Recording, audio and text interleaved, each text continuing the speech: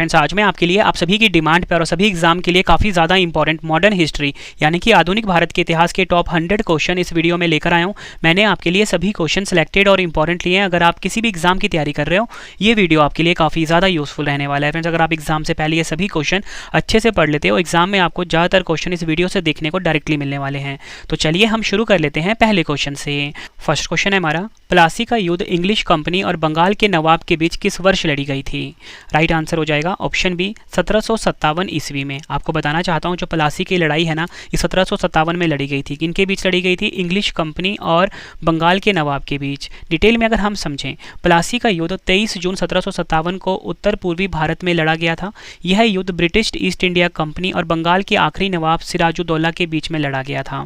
इस युद्ध में रॉबर्ट क्लाइव के नेतृत्व में ब्रिटिश ईस्ट इंडिया कंपनी की सेना ने जीत हासिल करी थी और इस जीत के बाद ब्रिटिश भारत में सबसे बड़ी आर्थिक और सैन्य शक्ति बन गए थे।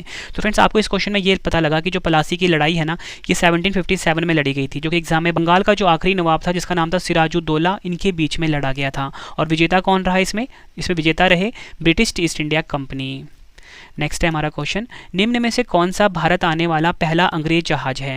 राइट आंसर हो जाता है इस क्वेश्चन का ऑप्शन सी रेड ड्रैगन। आपको बताना चाहता हूँ रेड ड्रैगन जो है ये भारत आने वाला पहला अंग्रेज जहाज है। ये आपको ध्यान रखना है, एग्जाम के लिए इंपॉर्टेंट है। अगर हम इंपॉर्टेंट पॉइंट से समझें, भारत आने वाला पहला ब्रिटिश जहाज रेड ड्रैगन था। पहले इसका नाम स्पेनिश मैन था, ये भी आपको ध्यान रखना है। नेक्स्ट है हमारा क्वेश्चन, पुर्तगाली यात्री वास्को डी गामा का कालीकट आने पर भव्य स्वागत करने वाला भारतीय राजा का नाम बताइए। राइट आंसर हो जाता है इस क्वेश्चन का हमारा ऑप्शन सी जमोरिन। जमोरिन जो था फ्रेंड्स, ये आपको बताना चाहता हूँ ये भारतीय राजा था जिसने पुर्तगाली यात्री वास्को डी गामा का कालीकट आने पर भव्य स्वागत किया था। डिटेल में अगर हम समझें, सबसे पहले आपको ये बताना चाहता हूँ कि जो वास्को डी गामा है ये 20 मई 1498 को कालीकट में उतरा था। उस समय कालीकट के राजा समुद्री, जिसको कि जमोरिन के नाम से भी जाना जाता है। देखो फ्रेंड जो आपको मैं एडिशनल फैक्ट बता रहा हूँ ना, यहाँ पे सब आपके एग्जाम के लिए काफ़ी इंपॉर्टेंट रहने वाले हैं। आप साथ साथ में नोट्स बनाते चलिए, हर एक क्वेश्चन आपके एग्जाम के लिए काफ़ी इंपॉर्टेंट रहने वाले हैं। एक क्वेश्चन मैंने आपके लिए सिलेक्टेड है आज की वीडियो में। अगला क्वेश्चन, भारतीय सिविल सेवा यानी कि आईसीएस में चयनित होने वाले पहले भारतीय कौन थे? राइट आंसर हो जाता है ऑप्शन डी सत्येंद्र नाथ टैगोर। याद रखना है आपको, सत्येंद्र नाथ टैगोर जो है ये भारतीय सिविल सेवा में चयनित होने वाले पहले भारतीय थे। अगला क्वेश्चन है, ब्रिटिश ईस्ट इंडिया कंपनी ने पुर्तगालियों को किस युद्ध में हराया था? राइट आंसर हो जाता है इस क्वेश्चन का ऑप्शन बी सुवाली का युद्ध। ब्रिटिश ईस्ट इंडिया कंपनी ने, आपको बताना चाहता हूँ, पुर्तगालियों को सुवाली के युद्ध में हराया था। तो आपसे एग्जाम में पूछा जाता, बताओ ये जो सुवाली का युद्ध है ये किनके बीच लड़ा गया? आप बोलोगे ब्रिटिश ईस्ट इंडिया कंपनी और किनके बीच में? पुर्तगालियों के बीच में लड़ा गया। ठीक है, और एग्जाम में पूछा जाता है कि बताओ ये सुवाली का युद्ध ये कब लड़ा गया? एग्जाम में डायरेक्टली पूछा जाता है, आप बोलोगे 1612 ईस्वी में लड़ा गया था सुवाली का युद्ध। यह एक नौसैनिक युद्ध था जो भारत के गुजरात के सूरत शहर के पास एक गाँव सुवाली के तट पर लड़ा गया था। यह पुर्तगालियों पर ब्रिटिश ईस्ट इंडिया कंपनी की जीत थी। तो विजेता कौन रहे इसमें? British east India company. अगला क्वेश्चन है, मयूरभंज जिला किस राज्य में स्थित है जो राज्यों में विलय होने वाली अंतिम रियासत थी? राइट आंसर हो जाता है ऑप्शन सी ओडिशा। मयूरभंज जिला जो है फ्रेंड्स आपको बताना चाहता हूँ ओडिशा राज्य में स्थित है जो राज्यों में विलय होने वाली अंतिम रियासत थी। अगला क्वेश्चन, एग्जाम के लिए ये भी क्वेश्चन काफ़ी इंपॉर्टेंट रहने वाला है। क्वेश्चन है हमारा, सूरत की संधि अंग्रेजों और किसके बीच हुई थी? राइट आंसर हो जाता है ऑप्शन ए रघुनाथ राव। सूरत की संधि जो है ये अंग्रेजों और रघुनाथ राव के बीच में हुई थी। अगर हम डिटेल में समझें कि सूरत की संधि कब हुई थी, ये हुई थी 1775 ईस्वी में सूरत की संधि। इस संधि के तहत पेशवा के सिंहासन के दावेदारों में से एक रघुनाथ राव ने खुद को पूना में बहाल करने के लिए सालसेट और बैसिन किले को अंग्रेजों को सौंपने की पर सहमति जताई थी। ये भी आपको ध्यान रखना है। नेक्स्ट है हमारा क्वेश्चन, रॉयल टाइटल एक्ट 1876 के पारित होने के दौरान ब्रिटिश प्रधानमंत्री कौन थे? राइट आंसर हो जाता है ऑप्शन डी बेंजामिन डिज़रायली। याद रखना है बेंजामिन डिज़रायली जो है ये रॉयल टाइटल एक्ट 1876 के पारित होने के दौरान ब्रिटिश प्रधानमंत्री थे। डिटेल में अगर हम समझें, रॉयल टाइटल एक्ट 1876 के जरिए महारानी विक्टोरिया ने केसर ए हिंद या भारत की रानी की उपाधि धारण की। नेक्स्ट है हमारा क्वेश्चन, कौन से पुर्तगाली नेता ने ब्लू वाटर पॉलिसी शुरू की थी? राइट आंसर हो जाता है ऑप्शन ए Francisco de Almora. Francisco de Almora जो पुर्तगाली नेता थे, इन्होंने ब्लू वाटर पॉलिसी को शुरू किया था। अगला क्वेश्चन है, निम्नलिखित में से किस स्थान पर वाडिया राजवंश का शासन था? राइट आंसर हो जाता है ऑप्शन ए मैसूर। आपको बताना चाहता हूँ मैसूर पर वाडिया राजवंश का शासन था, ये आपको ध्यान रखना है। वाडिया राजवंश एक हिंदू राजवंश था। इसकी स्थापना 1399 में यदुराया ने की थी। यह राजवंश 1399 से 1950 तक मैसूर साम्राज्य पर शासन करता रहा। वाडियर वंश का जो अंतिम राजा था वो था कृष्णराज वाडियर द्वितीय। इसे हैदर अली ने हराया था। तो ये क्वेश्चन भी पूछा जाता है कि जो वाडियर वंश का अंतिम राजा था कृष्ण राजा वाडियर 2, इसे किसने हराया था? हैदर अली ने हराया था। ठीक है, देखो फ्रेंड्स, आप ना एक कॉपी में नोट्स बनाते चलिए। जो क्वेश्चन आपको मैं करवा रहा हूँ ना आज 100 क्वेश्चन, ठीक है, आप इसके क्वेश्चन को लिखिए, आंसर लिखिए, साथ में इंपॉर्टेंट पॉइंट को भी लिखिए ताकि आपको हर एक क्वेश्चन अच्छे से समझ में आ जाए। ठीक है, अगला क्वेश्चन, भारत में फ्रांसीसी उपनिवेश की राजधानी क्या थी? राइट आंसर हो जाता है ऑप्शन बी पुडुचेरी। पुडुचेरी जो है ये भारत में फ्रांसीसी उपनिवेश की राजधानी थी। नेक्स्ट है, वर्ष 1757 की किस लड़ाई के बाद अंग्रेजों ने भारत में राजनीतिक शक्ति हासिल की? राइट आंसर हो जाता है ऑप्शन सी पलासी। वर्ष 1757 की लड़ाई के बाद अंग्रेजों ने भारत में राजनीतिक शक्ति हासिल की। किस लड़ाई के बाद? पलासी की लड़ाई के बाद। अगर हम बात करें पलासी की लड़ाई की, 23 जून 1757 को लड़ा गया था। ठीक, एग्जाम में डायरेक्टली पूछा जाता है कि बताओ पलासी का युद्ध कब लड़ा गया? आप बोलोगे 23 जून 1757 को लड़ा गया। यह युद्ध ईस्ट इंडिया कंपनी और बंगाल के नवाब के बीच लड़ा गया था। इस युद्ध में ब्रिटिश सेना ने जीत हासिल की थी। नेक्स्ट है हमारा क्वेश्चन, निम्नलिखित में से किस वर्ष में भारत ब्रिटिश राज के सीधे नियंत्रण में आ गए थे? राइट आंसर हो जाता है इस क्वेश्चन का ऑप्शन डी 1858 में। आपको बताना चाहता हूँ वर्ष 1858 में भारत जो है ब्रिटिश राज के सीधे नियंत्रण में आ गए थे। नेक्स्ट है हमारा क्वेश्चन, निम्नलिखित में से किसने 1784 में एशियाटिक सोसाइटी ऑफ बंगाल की स्थापना की? राइट आंसर हो जाता है option A sir William Jones. आपको बताना चाहता हूँ सर विलियम जोन्स ने 1784 में एशियाटिक सोसाइटी ऑफ बंगाल की स्थापना करी थी। नेक्स्ट है हमारा क्वेश्चन, मैसूर साम्राज्य और ब्रिटिश ईस्ट इंडिया कंपनी के बीच दूसरा एंग्लो मैसूर युद्ध कब लड़ा गया था? राइट आंसर हो जाता है ऑप्शन डी 1780 से 1784 के बीच। आपको बताना चाहता हूँ मैसूर साम्राज्य और ब्रिटिश ईस्ट इंडिया कंपनी के बीच जो दूसरा एंग्लो मैसूर युद्ध था ये 1780 से 1784 में लड़ा गया था। डिटेल में अगर हम समझें, इस युद्ध के दौरान हैदर अली ने मराठों और निज़ामों के साथ गठबंधन किया और ब्रिटिशों पर हमला किया। 1781 में हैदर अली को पोर्टेक नोवो में आइरेकूट द्वारा हराया गया था। 11 मार्च 1784 को मैंगलोर की संधि पर हस्ताक्षर के साथ युद्ध समाप्त हुआ। तो आपसे पूछा जाता है कि बताओ ये जो मैंगलोर की संधि है, ध्यान से समझना मेरी बात को, मैंगलोर की संधि जो है ये किस युद्ध की समाप्ति के बाद इस पर हस्ताक्षर हुए थे? तो आपका आंसर क्या हो जाएगा? दूसरा एंग्लो मैसूर युद्ध। ठीक है, यही मैंने आपको बताया कि मैंगलोर की संधि पर हस्ताक्षर के साथ युद्ध समाप्त हुआ। कौन सा युद्ध? दूसरा एंग्लो मैसूर युद्ध। सारे क्वेश्चन जो है ना एग्जाम के फेवरेट क्वेश्चन है जो आपके लिए मैं लेकर आया हूँ आज। अगला क्वेश्चन, पानीपत की तीसरी लड़ाई निम्नलिखित में से किसके बीच लड़ी गई थी? राइट आंसर हो जाता है ऑप्शन ए मराठा साम्राज्य और दुरानी साम्राज्य के बीच। आपको बताना चाहता हूँ फ्रेंड्स कि पानीपत की तीसरी लड़ाई लड़ी गई थी। ठीक है, तो आपको मैं डिटेल से समझाऊंगा कि जो क्वेश्चन है दो अलग तरीके से भी पूछा जाता है एग्जाम में। देखो यहाँ पे तो मैंने आपको ये बता दिया कि जो पानीपत की तीसरी लड़ाई थी ये लड़ाई गई थी मराठा साम्राज्य और दुरानी साम्राज्य। ठीक है, तो मराठा साम्राज्य में कौन थे और दुरानी साम्राज्य में कौन थे ये आपको मैं इंपॉर्टेंट पॉइंट में बताता हूँ। देखो पानीपत की जो तीसरी लड़ाई थी सबसे पहले आपको पता होना चाहिए 14 जनवरी 1761 में लड़ी गई थी। ये क्वेश्चन तो डायरेक्टली एग्जाम में पूछा जाता है। पानीपत की तीसरी लड़ाई 14 जनवरी 1761 को मराठा साम्राज्य और अफगानिस्तान के राजा अहमद शाह अब्दाली के बीच लड़ी गई थी। ठीक है, ये आपको पता लग गया। इस लड़ाई में अफगानों का नेतृत्व अहमद शाह दुरानी ने किया था। विजेता कौन रहे इसमें? अफगानिस्तान के राजा अहमद शाह अब्दाली जो हैं ये इसमें विजेता रहे थे। नेक्स्ट है हमारा क्वेश्चन, 1942 में महात्मा गांधी द्वारा भारत छोड़ो आंदोलन निम्नलिखित में से किस स्थान पर आरंभ किया गया था? राइट आंसर हो जाता है ऑप्शन बी अगस्त क्रांति मैदान। 1942 में महात्मा गांधी द्वारा भारत छोड़ो आंदोलन जो है ये अगस्त क्रांति मैदान पर शुरू हुआ था। अगला question, British east India company ने किस वर्ष में फ्रांसीसियों से पांडिचेरी यानी कि पुदुचेरी को छीन कर उस पर कब्जा कर लिया था? राइट आंसर हो जाता है ऑप्शन ए 1761 में। ब्रिटिश ईस्ट इंडिया कंपनी ने वर्ष 1761 में फ्रांसीसियों से पांडिचेरी यानी कि पुदुचेरी को छीनकर उस पर कब्जा कर लिया था। अगला क्वेश्चन, किस गवर्नर जनरल का नाम राज्य हड़प नीति यानी कि डॉक्ट्रिन ऑफ लैप्स के साथ जुड़ा हुआ है? मोस्ट इंपॉर्टेंट क्वेश्चन है आपके एग्जाम के लिए। राइट आंसर हो जाता है इस क्वेश्चन का हमारा ऑप्शन बी, लॉर्ड डलहौजी।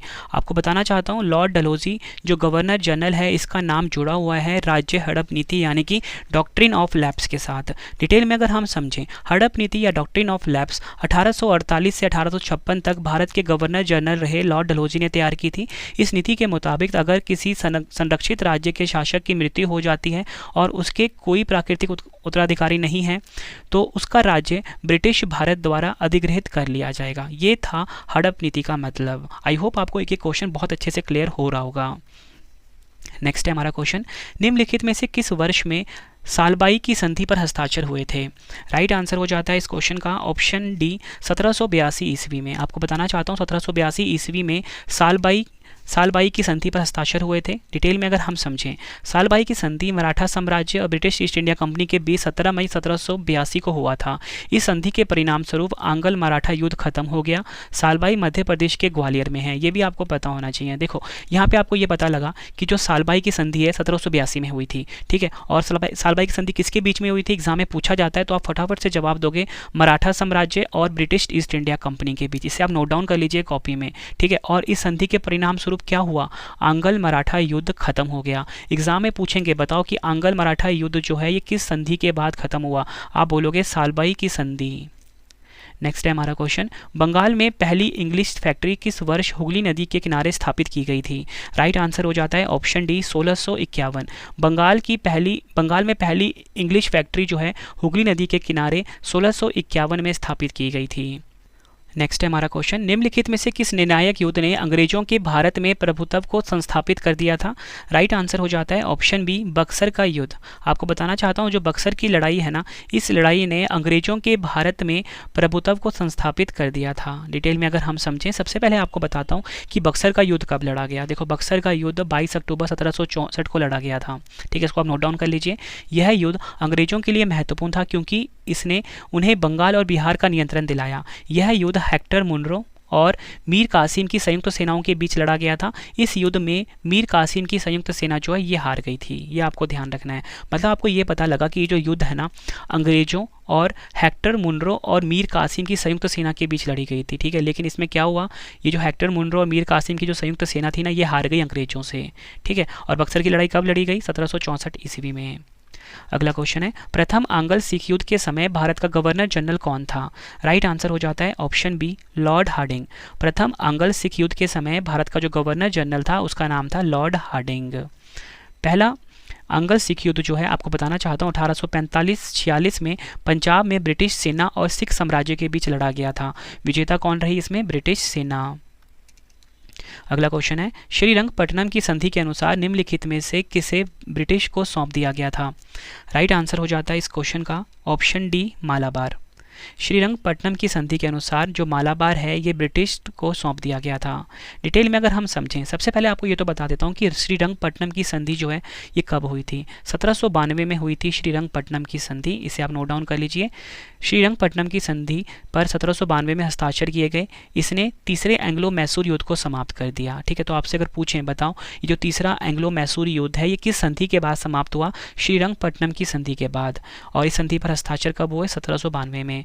इसके हस्ताक्षरकर्ताओं में ब्रिटिश ईस्ट इंडिया कंपनी की ओर से लॉर्ड कॉर्नवालिस और मैसूर के शासक टीपू सुल्तान शामिल थे। देखो फ्रेंड्स, ये जो मैंने आपके सामने लाइन लिखी है ना, ये आपके एग्जाम के लिए ना काफ़ी इंपॉर्टेंट है। एग्जाम में डायरेक्टली पूछा जाता है कि बताओ ये जो श्रीरंगपट्टनम की संधि है ना ये किन के बीच में हुई थी? तो आप बोलोगे ये लॉर्ड कॉर्नवालिस यानी कि जो ईस्ट इंडिया कंपनी के लॉर्ड कॉर्नवालिस थे और मैसूर के शासक टीपू सुल्तान थे, इनके बीच में हुई थी, ठीक है। ये आपको पता लग गया कब हुई थी? 1792 में। मतलब फ्रेंड्स एक एक फैक्ट जो आपके सामने में रखा है ना मैंने, ये एग्जाम में अपने आप में क्वेश्चन है, इसलिए आपको मैं कह रहा हूँ साथ साथ में आप इसको नोट डाउन करती जाइए।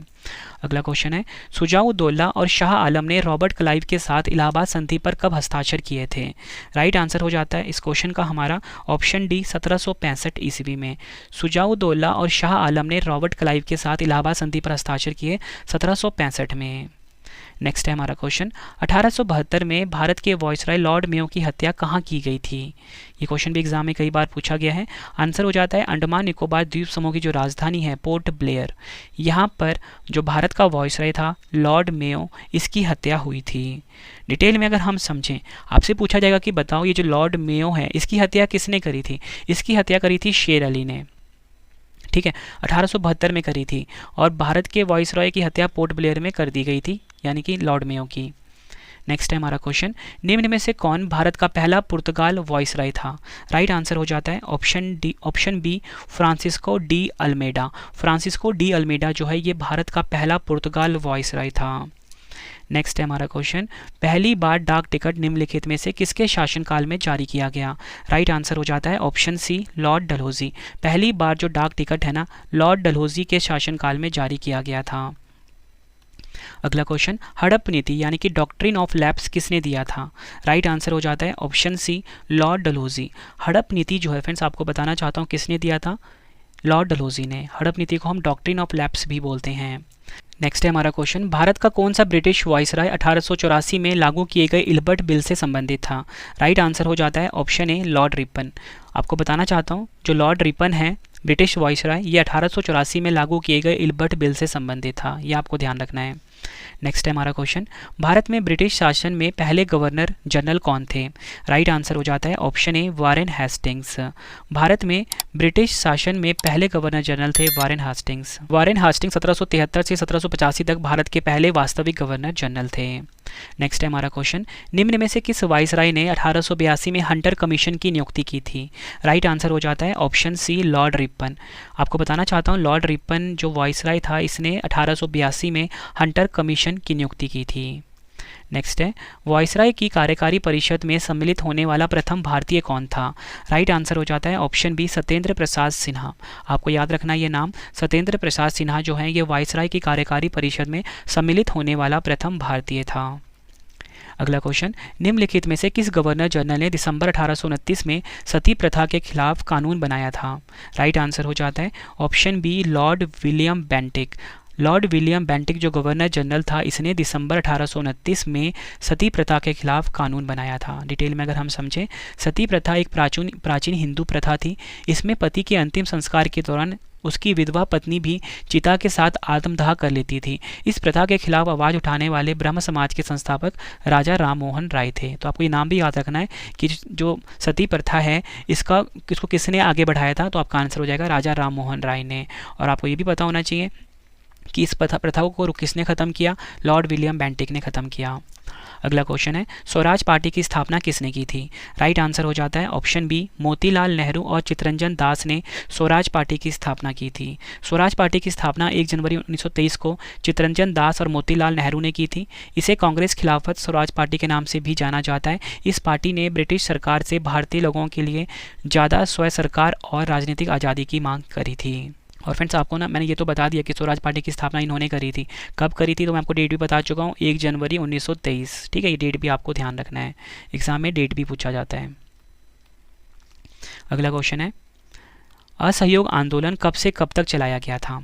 राइट आंसर हो जाता है ऑप्शन बी सितंबर 1920 से अप्रैल 1922। ठीक है, तो आपसे ना एग्जाम में क्वेश्चन पूछा जाता है कि असहयोग आंदोलन कब शुरू हुआ, तो आप बोलोगे 1920 में शुरू हुआ। और पूछेंगे असहयोग आंदोलन कब खत्म हुआ? 1922 में खत्म हुआ। तो चलिए फ्रेंड्स, अब आपको मैं ना असहयोग आंदोलन के बारे में कुछ इंपॉर्टेंट फैक्ट बताता हूँ, इसको आप नोट डाउन करते रहिएगा, एग्जाम में पूछा जाता है इसमें से क्वेश्चन। असहयोग आंदोलन 1 अगस्त 1920 को शुरू हुआ। ठीक है, यह आंदोलन महात्मा गांधी के नेतृत्व में भारतीय राष्ट्रीय कांग्रेस यानी कि INC ने शुरू किया था। देखो फ्रेंड्स, आपको एक चीज़ मैं समझाना चाहता हूँ कि असहयोग आंदोलन मैंने आपको बताया सितंबर 1920 से अप्रैल 1922। आपको ना मेनली ईयर याद रखना है। ठीक है, 1920 में शुरू हुआ, 1922 में खत्म, क्योंकि कहीं पे आपको सितंबर दे देंगे, कहीं पे आपको अगस्त दे देंगे, बट ईयर मेन होता है इसका। ठीक है, किस वर्ष शुरू हुआ। तो असहयोग आंदोलन जो है 1920 को शुरू हुआ था। यह आंदोलन महात्मा गांधी के नेतृत्व में भारतीय राष्ट्रीय कांग्रेस ने शुरू किया था। असहयोग आंदोलन अहिंसक था। इसमें भारतीयों को अपनी उपाधियों का त्याग करना था, सरकारी शैक्षणिक संस्थानों, सरकारी सेवा, विदेशी वस्तुओं और चुनावों का बहिष्कार करना था असहयोग आंदोलन में।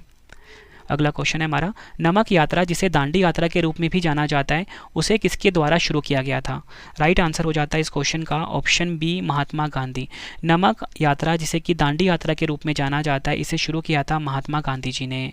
नमक यात्रा जिसे दांडी यात्रा या नमक सत्याग्रह के नाम से भी जाना जाता है, महात्मा गांधी के नेतृत्व में एक अहिंसक विरोध था। यह यात्रा 12 मार्च 1930 को शुरू हुई और 5 अप्रैल 1930 को दांडी पहुंची थी। और आपको इसी के साथ बताना चाहता हूं कि दांडी जो है गुजरात का एक तटीय गांव है और यह यात्रा 241 मील यानी कि 390 किलोमीटर लंबी थी। कहीं कहीं पे आपको 240 भी मिलता है, ठीक है। तो एग्ज़ाम में पूछा गया था एसएससी के एग्ज़ाम में कि ये जो दांडी यात्रा थी जिसे कि नमक सत्याग्रह भी बोलते हैं, कितने मतलब इसकी जो महात्मा गांधी ने कितनी दूरी तय करी थी? तो आपका आंसर होगा 241 मील। कभी कभी ऑप्शन में 240 भी दे देते हैं, तो आपको ये फैक्ट ध्यान रखना है। अगला क्वेश्चन है, 1928 में अंग्रेजों के खिलाफ गुजरात में बारदौली के स्थानीय किसानों के आंदोलन का नेतृत्व किसने किया था? राइट आंसर हो जाता है ऑप्शन ए, वल्लभ भाई पटेल। 1928 में अंग्रेजों के खिलाफ गुजरात में बारदौली के स्थानीय किसानों के आंदोलन का नेतृत्व किया था सरदार वल्लभ भाई पटेल जी ने। नेक्स्ट है, निम्नलिखित में से किसने पहले गोलमेज सम्मेलन की अध्यक्षता की थी? राइट आंसर हो जाता है इस क्वेश्चन का ऑप्शन डी, रामसे मैकडोनाल्ड। आपको बताना चाहता हूँ जो पहला गोलमेज सम्मेलन हुआ था इसकी अध्यक्षता करी थी रामसे मैकडोनाल्ड ने, ठीक है। ये तो आपको पता लग गया। अब देखो जो पहला गोलमेज सम्मेलन है ना, इसमें से जुड़े हुए काफ़ी क्वेश्चन एग्जाम में पूछे जाते हैं। तो जो पहला गोलमेज सम्मेलन था 12 नवंबर 1930 को लंदन में शुरू हुआ था। यह सम्मेलन साइमन कमीशन की रिपोर्ट पर चर्चा करने के लिए आयोजित किया गया था। मोहम्मद अली जिन्ना और BR अम्बेडकर भी इस सम्मेलन में शामिल हुए थे। अगला क्वेश्चन है, भारतीय स्वतंत्रता संग्राम में करो या मरो का नारा किस आंदोलन से जुड़ा हुआ है? राइट आंसर हो जाता है ऑप्शन डी, भारत छोड़ो आंदोलन से। भारतीय स्वतंत्रता संग्राम में करो या मरो का नारा जो है ये भारत छोड़ो आंदोलन से जुड़ा हुआ है। अगला क्वेश्चन, महात्मा गांधी के साथ द्वितीय गोलमेज परिषद में किसने भाग लिया था? राइट आंसर हो जाता है ऑप्शन बी, सरोजिनी नायडू ने। महात्मा गांधी के साथ जो दूसरा गोलमेज सम्मेलन था इसमें सरोजिनी नायडू ने महात्मा गांधी के साथ भाग लिया था।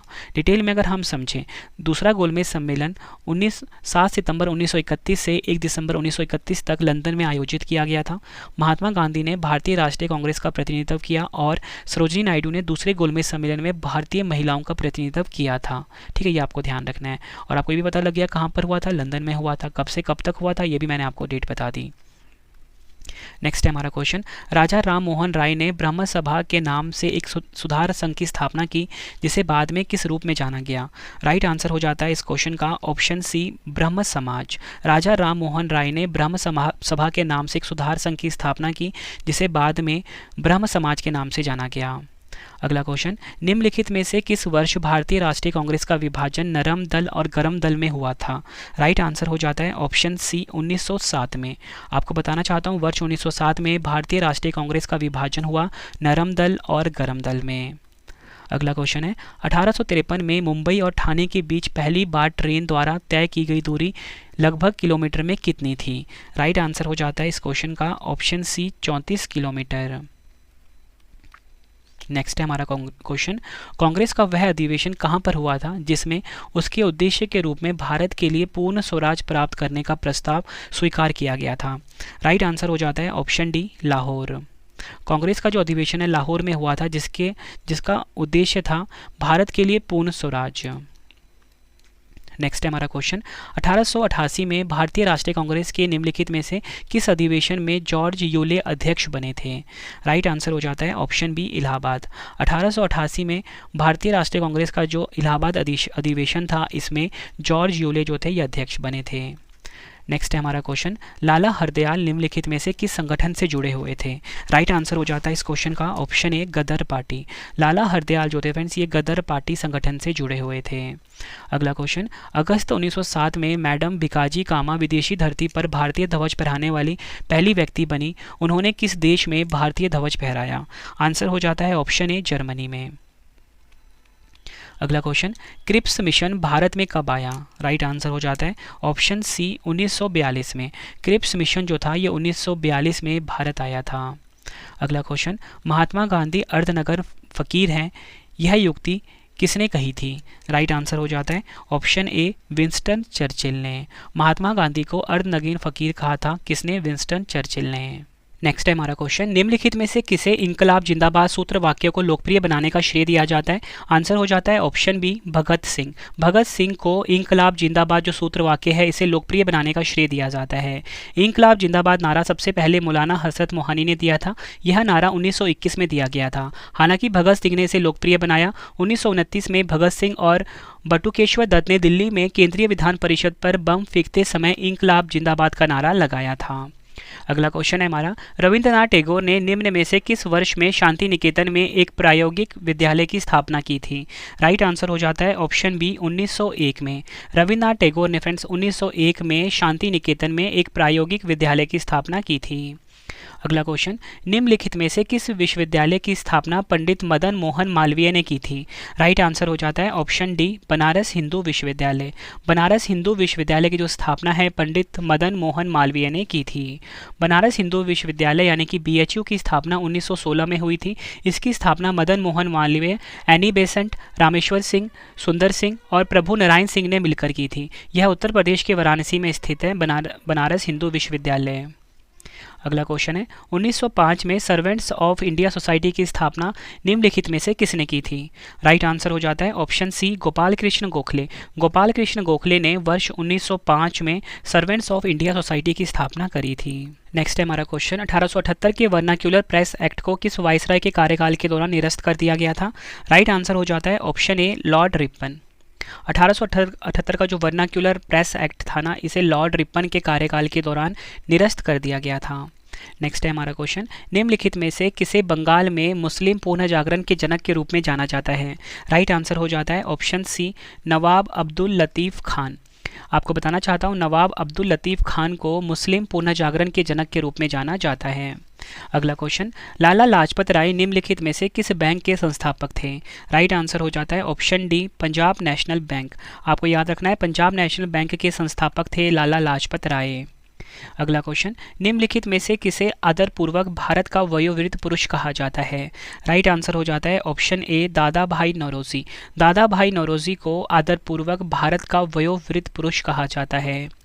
अगला क्वेश्चन, शिकागो जो कि USA का शहर है, शिकागो में विश्व धर्म सम्मेलन किस वर्ष आयोजित किया गया था, जिसमें स्वामी विवेकानंद की धर्म विषयक अभिव्यक्ति को एक मुख्य आकर्षण के रूप में शामिल किया गया था? राइट आंसर हो जाता है ऑप्शन सी, 1893 ईस्वी में। नेक्स्ट है हमारा क्वेश्चन, वर्ष 1854 में भारत की पहली कपास मिल की स्थापना कताई मिल के रूप में कहाँ की गई थी? राइट आंसर हो जाता है ऑप्शन ए, बम्बई में।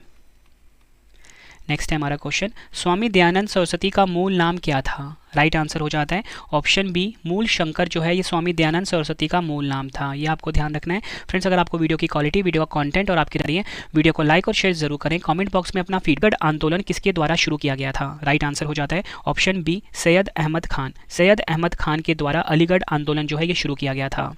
नेक्स्ट क्वेश्चन, स्वतंत्रता से पूर्व कौन सा भारतीय क्षेत्र काला पानी के नाम से जाना जाता था? राइट आंसर हो जाता है ऑप्शन बी, अंडमान निकोबार द्वीप समूह। स्वतंत्रता से पूर्व जो भारतीय क्षेत्र है अंडमान निकोबार द्वीप समूह, इसे काला पानी के नाम से जाना जाता था। अगला question, British House of Commons के सदस्य के रूप में चुने जाने वाले पहले भारतीय कौन थे? राइट आंसर हो जाता है option D, Dadabhai Naoroji. British House of Commons के सदस्य के रूप में चुने जाने वाले पहले भारतीय थे दादा भाई नौरोजी। अगला क्वेश्चन, पंजाब केसरी का खिताब किसको दिया जाता है? राइट आंसर हो जाता है ऑप्शन डी, लाला लाजपत राय। पंजाब केसरी का खिताब दिया जाता है लाला लाजपत राय को। अगला क्वेश्चन, भारतीय राष्ट्रीय कांग्रेस के प्रथम अधिवेशन की अध्यक्षता किसने की थी? राइट आंसर हो जाता है option B, WC Banerjee. WC Banerjee ने भारतीय राष्ट्रीय कांग्रेस का जो प्रथम अधिवेशन हुआ था इसकी अध्यक्षता करी थी। डिटेल में अगर मैं आपको समझाऊं, ये जो पहला अधिवेशन था भारतीय राष्ट्रीय कांग्रेस का, ये कहाँ पर हुआ था? बॉम्बे में हुआ था। पहला अधिवेशन बॉम्बे में गोकुलदास तेजपाल संस्कृत कॉलेज के एक हॉल में आयोजित किया गया था। भारतीय राष्ट्रीय कांग्रेस का गठन हुआ था 1885 में इंपीरियल सिविल सर्विस के सदस्य A.O. ह्यूम के द्वारा। ये नाम भी आपको ध्यान रखना है। अगला क्वेश्चन है, किसने घोषित किया स्वराज मेरा जन्मसिद्ध अधिकार है और मैं इसे लेकर रहूंगा? राइट आंसर हो जाता है ऑप्शन बी, बाल गंगाधर तिलक। बाल गंगाधर तिलक ने घोषित किया स्वराज मेरा जन्मसिद्ध अधिकार है और मैं इसे लेकर रहूंगा। नेक्स्ट क्वेश्चन, निम्नलिखित में से किसने 1878 के वर्नाक्यूलर प्रेस अधिनियम को निरस्त किया था? राइट आंसर हो जाता है ऑप्शन ए, लॉर्ड रिपन। अगला क्वेश्चन है, निम्नलिखित में से किस ब्रिटिश अधिकारी ने कुख्यात क्रॉलिंग ऑर्डर जारी किया था जिसके तहत भारतीयों को हाथ पैरों के बल रेंगते हुए गली से गुजरना पड़ता था? राइट आंसर हो जाएगा ऑप्शन ए, जनरल डायर। फिर जनरल डायर ने ही जलियांवाला बाग जो हत्याकांड था इसे अंजाम दिया था। नेक्स्ट है हमारा क्वेश्चन, नाना साहिब का दूसरा नाम क्या था? राइट आंसर हो जाता है ऑप्शन ए धोंदू पंथ। धोंदू पंथ जो है ये नाना साहिब का दूसरा नाम था। अगला क्वेश्चन, वह कौन सा अधिनियम है जिसे मार्ले मिंटो सुधार के नाम से भी जाना जाता है? राइट आंसर हो जाएगा ऑप्शन बी भारतीय परिषद अधिनियम 1909। भारतीय परिषद अधिनियम 1909 जो है इसे मार्ले मिंटो सुधार के नाम से भी जाना जाता है। डिटेल में अगर हम समझें, इस अधिनियम का नाम भारत के राज्य सचिव जॉन मार्ले और भारत के वॉइसरॉय लॉर्ड मिंटो के नाम पर रखा गया था। इस अधिनियम के तहत पहली बार चुनावी प्रणाली को भारत में मान्यता मिली। अगला क्वेश्चन है, ब्रिटिश संसद के निम्नलिखित में से किस अधिनियम में कहा गया था कि ब्रिटिश में कैबिनेट के एक सदस्य को भारत के लिए राज्य सचिव नियुक्त किया गया था? राइट आंसर हो जाता है ऑप्शन बी भारत सरकार अधिनियम 1858। नेक्स्ट है, 1919 के प्रस्तावित रॉलेट अधिनियम ने राजनीतिक कैदियों को बिना मुकदमे के कितने समय के लिए हिरासत में रखने की अनुमति दी? राइट आंसर हो जाएगा ऑप्शन बी 2 वर्ष। 1919 का जो प्रस्तावित रॉलेट अधिनियम है इसने राजनीतिक कैदियों को बिना मुकदमे के 2 वर्ष के लिए हिरासत में रखने की अनुमति दी थी। अगला क्वेश्चन है हमारा, 1780 में किसने भारत में पहला अखबार द बंगाल गजट नाम से प्रकाशित किया? राइट आंसर हो जाता है option D James Augustus Hickey. James Augustus Hickey ने 1780 में पहला अखबार द बंगाल गजट नाम से प्रकाशित किया था। नेक्स्ट है हमारा क्वेश्चन, 1784 में निम्न में से किसने एशियाटिक सोसाइटी ऑफ बंगाल की स्थापना की थी? राइट आंसर हो जाता है option A sir William Jones. ये नाम आपको ध्यान रखना है, सर विलियम जॉन्स ने 1784 में एशियाटिक सोसाइटी ऑफ बंगाल की स्थापना की थी। अगला क्वेश्चन है, किस शिक्षा आयोग ने यह तर्क दिया था कि यूरोपीय शिक्षा से भारतीयों के नैतिक चरित्र का उत्थान होगा? राइट आंसर हो जाएगा ऑप्शन सी वुड का नीति पत्र, या बोल सकते हो वुड्स डिस्पैच। अगला क्वेश्चन, वह कौन सा अधिनियम था जिसने भारत में सत्ता ब्रिटिश ईस्ट इंडिया कंपनी से ब्रिटिश क्राउन में स्थानांतरित की थी? राइट आंसर हो जाएगा ऑप्शन डी भारत सरकार अधिनियम 1858। अगला क्वेश्चन, ब्रिटेन की ईस्ट इंडिया कंपनी द्वारा निर्मित भारत में परिचालित सबसे पुराना पत्तन का नाम क्या है? सबसे पुराने बंदरगाह का नाम पूछा गया है। आंसर हो जाता है ऑप्शन ए कोलकाता बंदरगाह। अगला क्वेश्चन, निम्नलिखित में से किस ब्रिटिश भारत का पहला वॉइसरॉय नियुक्त किया गया? राइट आंसर हो जाता है इस क्वेश्चन का ऑप्शन ए लॉर्ड कैनिंग जो है ये ब्रिटिश भारत का पहला वॉइसरॉय नियुक्त किया गया था। डिटेल में अगर हम समझें, 1858 के बाद जो गवर्नर जनरल का पद था ना, इसे वाइसरॉय के रूप में जाना जाने लगा। अगला क्वेश्चन है, निम्नलिखित में से कौन सा भारतीय राज्य अंग्रेजों के साथ सहायक संधि पर हस्ताक्षर करने वाला पहला राज्य था? राइट आंसर हो जाता है इस क्वेश्चन का ऑप्शन ए हैदराबाद। आपको बताना चाहता हूँ, हैदराबाद वह पहला भारतीय राज्य था जिसने अंग्रेजों के साथ सहायक संधि पर हस्ताक्षर किए थे। अगला क्वेश्चन है हमारा, किस वर्ष में भारत के प्रशासन को महारानी विक्टोरिया की उद्घोषणा के द्वारा ब्रिटिश सम्राट के हाथों में सौंप दिया गया था? राइट आंसर हो जाता है ऑप्शन सी 1858। नेक्स्ट है हमारा क्वेश्चन, ज्योतिराव फुले द्वारा सत्यशोधक समाज की स्थापना किस वर्ष में की गई थी? आपसे एग्जाम में ऐसे भी पूछा जाता है कि बताओ सत्यशोधक समाज जो है इसकी स्थापना किसने करी थी? आप बोलोगे ज्योतिराव फुले ने करी थी। अब पूछा गया है कि कब करी गई थी, तो आपका आंसर हो जाता है ऑप्शन सी 1873 में। अगला क्वेश्चन, सुरेंद्र नाथ बनर्जी और आनंद मोहन बोस ने 1876 में बंगाल में किसकी स्थापना की थी? राइट आंसर हो जाता है ऑप्शन बी इंडियन एसोसिएशन की। अगला क्वेश्चन, सारागढ़ी की लड़ाई किस वर्ष में लड़ी गई थी? राइट आंसर हो जाता है ऑप्शन बी 1897 में सारागढ़ी की लड़ाई जो थी ये लड़ी गई थी। डिटेल में अगर हम समझें, सारागढ़ी की लड़ाई 12 सितंबर 1897 को खैबर पख्तूनख्वा की पहाड़ियों में हुई थी। केवल 21 सिख सैनिकों ने लगभग 10,000 आदिवासियों के खिलाफ अंग्रेजों के विरुद्ध लड़ाई लड़ी। सिख सैनिक हार गए, लेकिन अंतिम स्टैंड के रूप में उनकी मृत्यु तक लड़े। अगला क्वेश्चन है, बंगाल में सामाजिक धार्मिक सुधारों में अग्रणी आत्मीय सभा की शुरुआत किसने की थी? राइट आंसर हो जाता है ऑप्शन सी राजा राम मोहन राय ने। बंगाल में सामाजिक धार्मिक सुधारों में अग्रणी आत्मीय सभा की शुरुआत करी थी राजा राम मोहन राय ने। नेक्स्ट है हमारा क्वेश्चन, निम्नलिखित में से किसे भारत का बिस्मार्क कहा जाता है? राइट आंसर हो जाता है ऑप्शन ए सरदार वल्लभ भाई पटेल। सरदार वल्लभ भाई पटेल को भारत का बिस्मार्क कहा जाता है, ये आपको ध्यान रखना है। नेक्स्ट है हमारा क्वेश्चन, अखिल भारतीय किसान सभा का गठन किस वर्ष किया गया था? राइट आंसर हो जाता है ऑप्शन ए 1936 ईस्वी में अखिल भारतीय किसान सभा का गठन किया गया था। इंपॉर्टेंट पॉइंट समझते हैं। अखिल भारतीय किसान सभा, जैसे कि AIKS बोलते हैं शॉर्ट में, 1936 में किसानों की समस्याओं के समाधान के लिए सहजानंद सरस्वती द्वारा गठित एक किसान आंदोलन था। तो आपसे पूछा जा सकता है कि जो अखिल भारतीय किसान सभा है इसका गठन 1936 में किसने किया था? सहजानंद सरस्वती ने। अगला क्वेश्चन, कांग्रेस के किस अधिवेशन में साइमन कमीशन के बॉयकॉट का नारा दिया गया था? राइट आंसर हो जाता है ऑप्शन बी मद्रास अधिवेशन 1927 में जो मद्रास अधिवेशन हुआ था इसमें साइमन कमीशन के बॉयकॉट का नारा दिया गया था। अगला क्वेश्चन, निम्नलिखित में से किस आंदोलन का नेतृत्व सीताराम राजू के हाथों में था? राइट आंसर हो जाता है ऑप्शन सी रंपा आंदोलन। रंपा आंदोलन का नेतृत्व जो था फ्रेंड्स सीताराम राजू के हाथों में था। रंपा आंदोलन का नेतृत्व अल्लूरी सीताराम राजू ने किया था। यह आंदोलन 1922 से 1924 तक चला था। इस आंदोलन का मकसद था कि आदिवासियों को जंगल में आज़ादी से आने जाने की अनुमति मिले। यह आंदोलन मद्रास वन अधिनियम 1882 के खिलाफ था, यह भी आपको ध्यान रखना है। नेक्स्ट है हमारा क्वेश्चन, निम्नलिखित में से मराठी पाक्षिक समाचार पत्र जिसका नाम है बहिष्कृत भारत किसने शुरू किया था? राइट आंसर हो जाता है इस क्वेश्चन का हमारा option A doctor BR Ambedkar ji ने। नेक्स्ट है हमारा क्वेश्चन, भारत में उपनिवेशिक शासन के दौरान पहली बार कारखाना अधिनियम निम्न में से किस वर्ष में पारित किया गया था? राइट आंसर हो जाता है ऑप्शन सी 1881 ईस्वी में। अगला क्वेश्चन, निम्न में से किसने भारत में ब्रिटिश राज के दौरान रैयतवाड़ी प्रणाली तैयार की थी? राइट आंसर हो जाता है option D captain Alexander read. Captain Alexander read ने भारत में ब्रिटिश राज के दौरान रैयतवाड़ी प्रणाली जो थी ये तैयार की थी। अगला क्वेश्चन, किस अधिनियम को मॉन्टेग्यू चैम्सफोर्ड सुधार के नाम से भी जाना जाता है?